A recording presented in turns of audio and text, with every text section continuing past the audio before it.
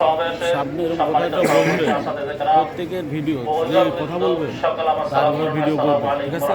পুরো বক্তব্য ভিডিও করবে। এই ভিডিওর ভিতরে এভাবে ঘুরে সবার একটু তুলবে।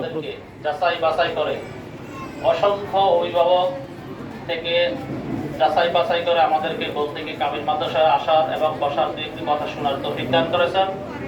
এই জন্য শুকরিয়া দিলাম, আলহামদুলিল্লাহ। সম্মানিত উপস্থিতি, আমরা আমাদের ছেলে সন্তানদেরকে মাদ্রাসায় ভর্তি করিয়ে আমাদের দায়িত্ব শেষ করে দিয়ে মনে হচ্ছে আমরা এক পর্যায়ে পৌঁছে গিয়ে পুরো জান্নাতের দরজা পর্যন্ত পৌঁছে গিয়েছি। উদ্দেশ্য এবং নিয়ত আমাদের সঠিক। আমাদের বাচ্চারা যখন মাদ্রাসায় পড়বে তারা কোরআন শিখবে, হাদিস শিখবে এবং সেই অনুযায়ী আমল করব। আমরা যখন মৃত্যুবরণ করবে আমাদের ছেলে সন্তানরা আমাদের জানাজা নামাজ পড়বে। আমরা মৃত্যুর পরে আমাদের ছেলে সন্তান আমাদের জন্য দোয়া করবে। অত্যন্ত দুঃখ এবং পরিতাপের বিষয় হচ্ছে আমাদের ছেলে সন্তানদের যে অবস্থা, তাদের পিছনে কোনো ব্যক্তি একতেদা করবে, এটা অনেক সময় হয় না, অনুভূত হয় না।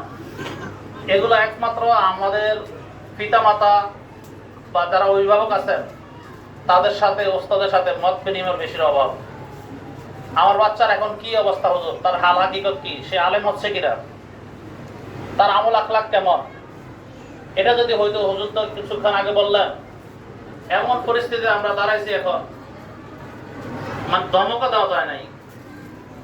এই বিষয়গুলো যদি আমাদের শিক্ষকদের সাথে আচরণগতভাবে আলোচনা করা হইতো, তাহলে ইনশাল্লাহ আমার ছেলেটা, আমার মেয়েটা মানুষের মতো মানুষ হইতো। আমরা যখন নিজ দায়িত্বে বাচ্চাদেরকে মাদ্রাসায় ভর্তি করেছি একটা ন্যাক উদ্দেশ্যে, ভর্তি করে দিয়ে আমাদের পাশাপাশি অনেক দায়িত্ব। আমার বাচ্চাটা কি সঠিকভাবে মাদ্রাসা যাচ্ছে কিনা, আমার বাচ্চাটা কি সঠিকভাবে সঠিক সময় মাদ্রাসা যাচ্ছে কিনা। মাদ্রাসা যখন গিয়ে পৌঁছেছে, একদিন সে চলে আসলো, ছুটি নিয়ে আসছে, সাথে সাথে ক্লাস টিচারের সাথে কথা বলতেন যে আমার এই ছেলেটা কখন বার হয়েছে বা কখন ছুটি নিচ্ছে, আসলে ছুটি নিচ্ছে কিনা। তখন জানতে পারতেন যে আসলে সে সঠিক সময়ে মাদ্রাসা পৌঁছে কিনা এবং সঠিক সময় মাদ্রাসা যায় কিনা এবং পড়ালেখার তার কি অবস্থা, সে বাড়িতে কি ধরনের চলাফেরা করতেছে। শিক্ষক এবং অভিভাবক মিলে একটা ছেলে সন্তানকে নেক সন্তান বানানো সম্ভব। শিক্ষকের কোনো কথা শুনবে না, কিন্তু অভিভাবকের কথাগুলো শুনবে। আবার কিছু বিষয় অভিভাবকের কথা শুনতে রাজি না, কিন্তু শিক্ষকের কথা ঠিকই শুনে। এই যে হুজুর কিছুক্ষণ আগে বললেন আমাদের ছেলেদের যে চুলের অবস্থা, এটা কি বাড়িতে আমাদের অভিভাবককে আমরা দেখি নাই? তাহলে দেখলে আমরা আমাদের ছেলেদের মেয়ের ব্যাপারে কি সিদ্ধান্ত নিলাম। আমার মেয়ে যে পোশাক পরিচ্ছদ গুলো খুব বিশৃঙ্খল করছেন, আমি মা হিসাবে, বাবা হিসাবে কি করছি? আমি বলবো এই শিক্ষা ব্যবস্থা ধ্বংসের পিছনে একমাত্র মূল নায়কত্ব অভিভাবক। একটু আগে হুজুর বলছেন আমাদের ছোট ছোট বাচ্চাগুলা আজ পর্যন্ত কখনো বলে না যে আব্বু আমাকে প্যান্ট বা একটা শার্ট কিনে দেন, বলে নাই, কখনো বলে নাই। ঈদের সময় আমরা আনন্দে চিত্তে অভিভাবকরা প্যান্ট শার্ট কিনে দেই।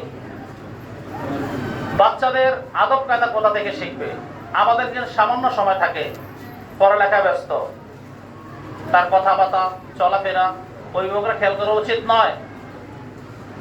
এগুলোতে যদি আমরা একটু খেয়াল করি, তাহলে ইনশাল্লাহ আমার ছেলে মেয়েটা মানুষের মতন মানুষ হবে। আমি যেই নিয়তে মাদ্রাসা ভর্তি করেছি, ইনশাল্লাহ উদ্দেশ্যের ফলপ্রসূ হবে। আমার মৃত্যুর পরে সে জানাজা নামাজ পড়তে পারবে, আমার মৃত্যুর পরে সে কোরআন পড়বে, আমার মৃত্যুর পরে সে চোখের পানি ছেড়ে আল্লাহ দরবারে আমার জন্য ক্ষমা চাবে। এটা কি আমরা চাই না? তাহলে চাইলে আমাদের ছেলে মেয়েদের প্রতি যে দায়িত্ব এবং কর্তব্যগুলা ইনশাল্লাহ হুজুর তো অবশ্যই একজন করে পরিপূর্ণভাবে আলোচনা করবেন।